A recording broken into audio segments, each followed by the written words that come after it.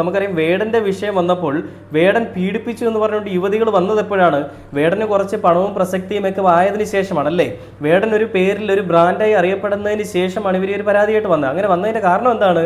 അങ്ങനെ വരുമ്പോൾ ഈ വേടൻ എന്ന് പറയുന്നവനെ കുറിച്ച് പറഞ്ഞു കഴിഞ്ഞാൽ തങ്ങൾക്ക് കുറച്ച് പരിഗണന കിട്ടുമല്ലോ, തങ്ങളെ അതിജീവിതയായിട്ട് തന്നെയല്ലേ കാണുകയുള്ളൂ. പിന്നീട് ഇനി അതല്ലാന്ന് തെളിഞ്ഞാലും ഞങ്ങൾക്കൊന്നും സംഭവിക്കാൻ പോകുന്നില്ല. പക്ഷേ വേടൻ എന്ന് പറയുന്ന വ്യക്തി ഒരു ദിവസം കുറ്റവാളി എന്നുള്ള ഒരു പേരിൽ അല്ലെങ്കിൽ കുറ്റവാളി എന്നുള്ള ഒരു നിഴലിൽ, സംശയത്തിന്റെ നിഴലിൽ കഴിയുമല്ലോ എന്നുള്ള ഒരു ആഗ്രഹത്തിന്റെ പേരിലാണ് ഇവർ ഇതൊക്കെ ചെയ്യുന്നത്.